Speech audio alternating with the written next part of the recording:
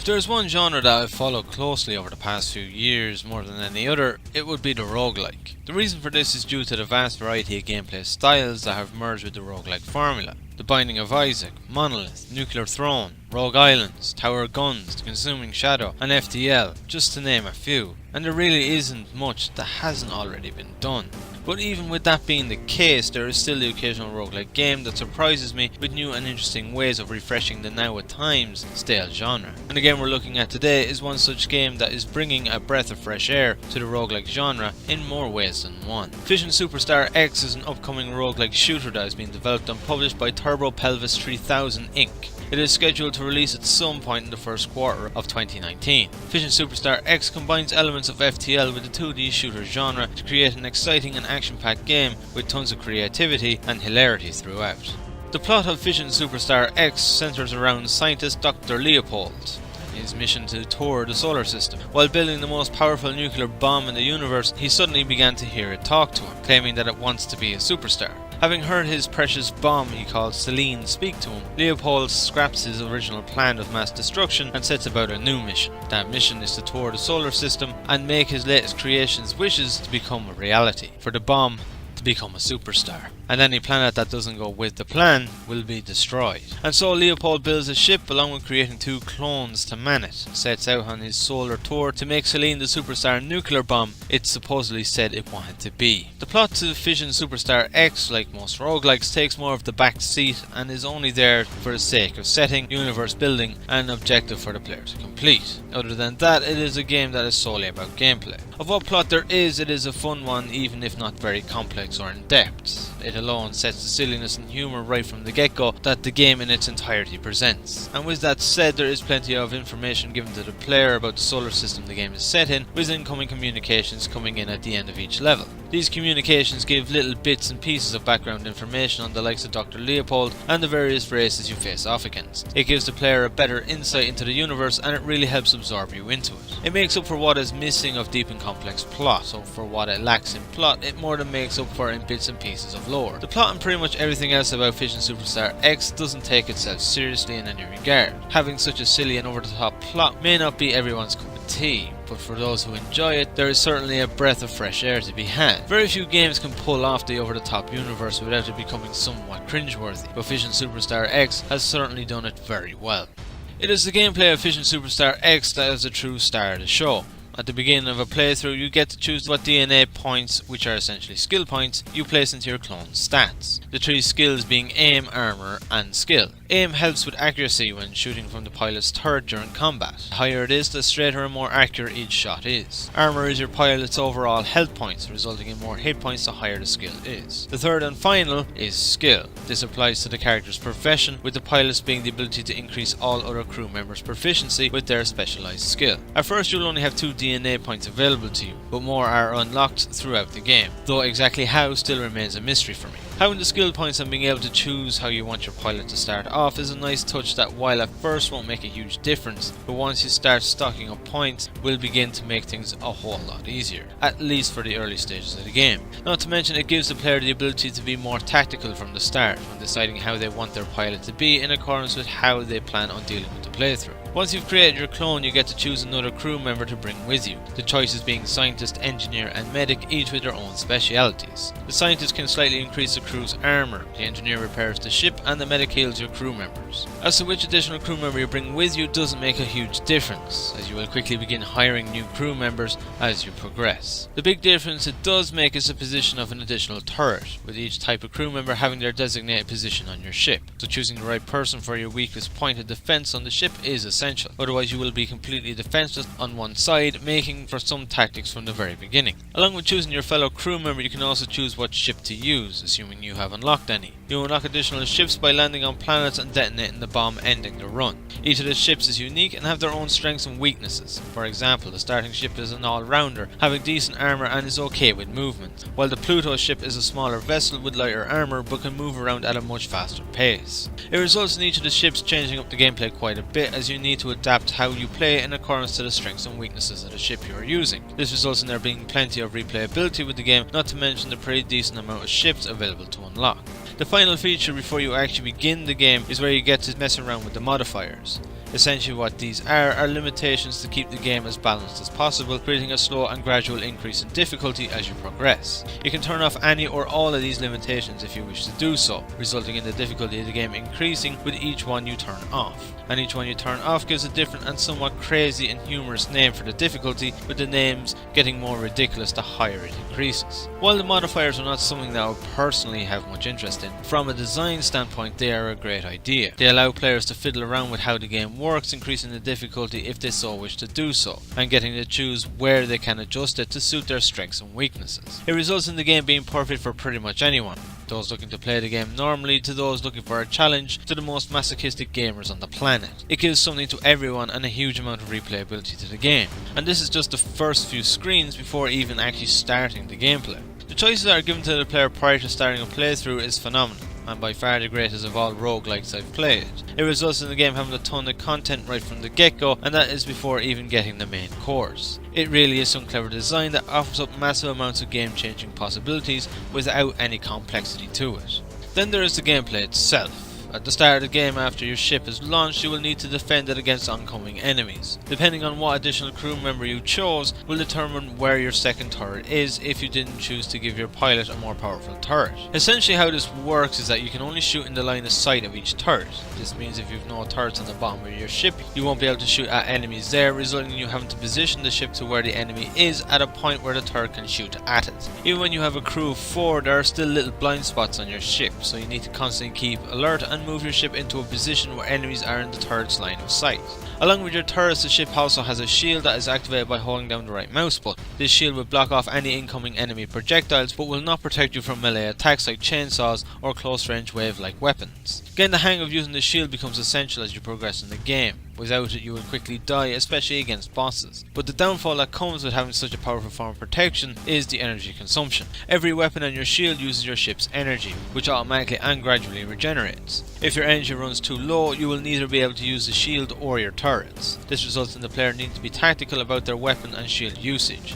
Overdo it with either of them and you'll run out of energy, making you pretty much a sitting duck while it regenerates. To further complicate things, the more powerful and faster firing a weapon is, the more energy it will consume. So with more powerful weapons, you need to be more sparing when firing them. It's a great little mechanic that helps balance out the game, stopping you from becoming overpowered and making the game too easy. Without it there wouldn't be too much of a challenge, as you would just block off all projectiles and avoid melee attackers with little problem.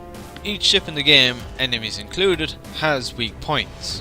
When it comes to taking out heavily armoured enemies, it is important to focus on the ship's cockpit, as you will deal more damage, eventually blasting the pilot into space, making it lose control and blow up. It results in you having to deal with different ship types in varying manners, and discovering where it is best to focus your fire. But it's not just enemies but yourself too. The ship essentially has 4 hit point gauges, one for each of the 4 corners of the ship. If any one of these 4 gauges end up fully red, it is game over. So you need to keep track of the different parts of the ship and take care to protect the most vulnerable areas when it comes to it. It just adds another layer of depth to the gameplay and combat that works very well. After about 1 minute and you've defeated all the enemies, you will finish the level. Once the level is complete, you'll get to choose what crew members uses their specialised skill. Once you've made your decision, you will be given a number of options as to where to go next. This is where the FTL inspiration comes into play. Each of the choices are completely randomised at the end of each level. Each one progresses you in your journey by a certain distance, along with telling you how long the next level will take. The distances range from 1 to 3 and apply to the small grid map at the top of the screen, and the time the next level will take ranges from 1 to 3 minutes. Along with progressing forward, some options will result in you going backwards. The issue here is that the police are chasing you, so moving back too many times will result in them catching up to you. And trust me, you don't want the police to reach you. They are flying doomsday machines that can one-hit kill an early game ship. Having the distances and the time it takes to complete the level results in yet again more tactical thinking. You need to keep progressing to keep the police off your back, but at the same time take into consideration your current circumstances with crew health, ship health, weapons and so on. Do you progress further and deal with 2 or 3 minutes of oncoming enemies, or do you progress only 1 and deal with a minute of enemies? There's a lot to consider, and making the wrong choice at the wrong time can result in a very quick end to your run. Along with that, you also need to take into consideration the shops available on your choices. These shops are Crew Recruitment, the Weapon Shop, the Ship Upgrade Shop and the Bomb Outfit Shop. The Crew Recruitment allows you to hire new crew members for your ship, either to make up for any missing members or to replace current members with better trained ones. Each time you stop at a Crew Recruitment shop, you have 4 potential crew members up for grabs, each one with their own ship specialisation. The better trained they are, the more they cost, with the lower end officers costing around 400, with the better ones going for about double that. Along with recruitment, you can also heal your current crew members for a price if needed. There are a large variety of crew members you will encounter throughout the game, a lot of them parodies of various other forms of fiction, including Dr. Weir from Event Horizon, the metallic skeleton of the Terminator, a doctor that is a pug called the Doctor, and many more to offer up a bit of a chuckle. So there is always some fun to be had when recruiting new crew members. Once again, you need to be tactical when it comes to recruiting of new crew members, along with all other shop purchases, as your money is needed for other things like buying new weapons and upgrades. So do you hire that new well-trained pilot, or do you save up your money for the next opportunity of stopping at a weapon shop? You need to decide whether the crew member is actually needed, and if their cost is worth the investment or not, to ensure that you don't waste money. Then there are the weapon shops. Here you can use your money to purchase new weapons, with there being up to 4 to buy each time. The more powerful the weapon, the higher its cost. Some weapons also need ammo in order to be used, which you get by picking up the bris along with additional money when killing enemies and buying and keeping a stock from weapon shops. The ship shop allows you to upgrade your ship's handling, armor, energy and shield, but you are limited to how many upgrades you can have depending on how far you progress in the game. Finally is the bomb outfit shop, where you can give the bomb a new look, with each new look offering a bonus of some kind. These bonuses include healing crew members after several explosions, additional ammunition and much more, but each come at a high price. Like with many roguelikes, there is plenty of decisions to be made in a playthrough. Do you spend money on this particular item, or do you save it for later? Do you make a stop here, or do you keep going and progress a bit further? Do you get a new weapon or hire a new crew member? Making the right decision at the right time is crucial and can make the difference between a successful run and a fast ending run. It always results in there being intensity with the game, as you have the police to worry about along with yourself, and how to keep your ship upgraded with a slow increase in power with enemies as you progress. It all works brilliantly and creates an intense yet fun experience that a lot of roguelikes attempt but don't quite succeed with. Along with the many considerations you need to make when deciding where to go next after a level is complete, there is one more thing you need to worry about, and that is levels with environmental hazards. Some levels offer various hazards such as singularity, resulting in gravitational pulling from black spots, herds of space cows that damage your ship if you run into them, convoys that you need to pass through limiting your space to move, and many more. These hazards are a real case of throwing a spanner into the works. They mix up things by adding another element that you need to take into consideration along with level duration and progress. And while they do make things a bit harder, they are also used to keep that silly over the top theme that the game goes for, and are definitely more of an asset to the game than just another hindrance to make the game harder. Besides, shooting space cows never gets old. Once you finally reach the planet and defeat the boss of it, you will be given the choice of continuing on your solar tour or detonating the bomb ending the run. If you feel that you are in a difficult position to continue, you can simply detonate the bomb, unlocking a new ship. But if you feel confident enough, you can continue on your journey to your ultimate destination, that being Earth. It's a nice little touch where even if you're not doing particularly well, it gives the option of ending it now and still unlocking something new. It allows you to start over and give things another shot, hopefully getting into a better position to progress further. Every element of Fission Superstar X's gameplay comes together in perfect harmony.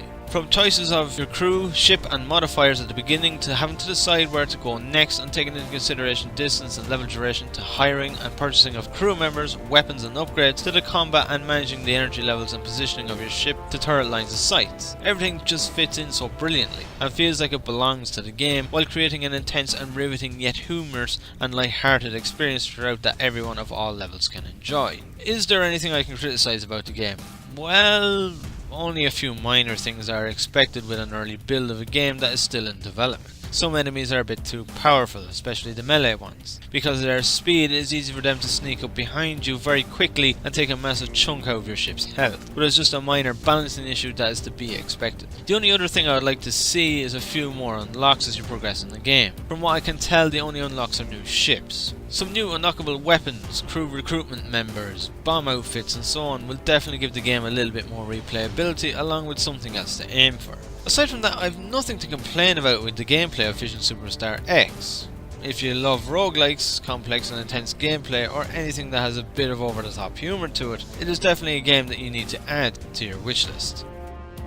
The atmosphere of Fission Superstar X is simply fantastic. One of the best I've experienced in quite some time. Throughout the entire game, the soundtrack fits in so well, not just with the sci-fi theme, but also the overtop nature of the game and its protagonists. For example, the main menu theme has that perfect slow evil villain vibe to it, while also keeping a somewhat children's Halloween cartoon tune going throughout to match it with Dr. Leopold's insane yet childish manner. It just sets the mood perfectly for the silliness of the game. And then the gameplay itself is a blend of retro and modern music put together that fits in well with the classic style mixing with its modern mechanics. Then you have the likes of the crew recruitment areas that have a really catchy and bubbly dance theme to them, while the weapon shops have big, loud, boisterous military notes that really give a sense of being somewhere that centres around war and destruction. It's a perfect blend of old meeting new, both from the style and genre of the game to the developers moving into the mainstream gaming scene while never forgetting their clear flash game roots. It's an atmosphere that tells a story, not only about the game but about the developers themselves. It is full of various emotions throughout its entirety and is nothing short of brilliant. The hype train is an express I stopped buying tickets for and taking passage on a long time ago. Very rarely does it give the high expectations it so quickly to claim. But Fission Superstar X is a game I am very much excited for, and for many reasons. Everything about the game, while not overly original, is excellently designed. The plot, the lore, the gameplay, the combat, the tactics, the atmosphere and the comedy. It all works together in perfect harmony to create an experience that is utterly different to any other of the genre. It is a breath of fresh air from the typical Isaac and Nuclear Throne clones, that offers an exciting, humorous and intense experience that combines the game design of old with the mechanics of the new. It is a game with the attitude of old game design, and that is to make the game the developer wants while adding in their own twist on modern popular mechanics. And that is what game development has always been about, and should remain. It's a game that borrows a lot from other titles of the genre, but does more than enough to create its own identity while owning the very mechanics it inspires from. And if this is what an early build is presenting, there is nothing but good things in store for the full release. If there is any indie game you should have on your wishlist for 2019, Fission Superstar X is it.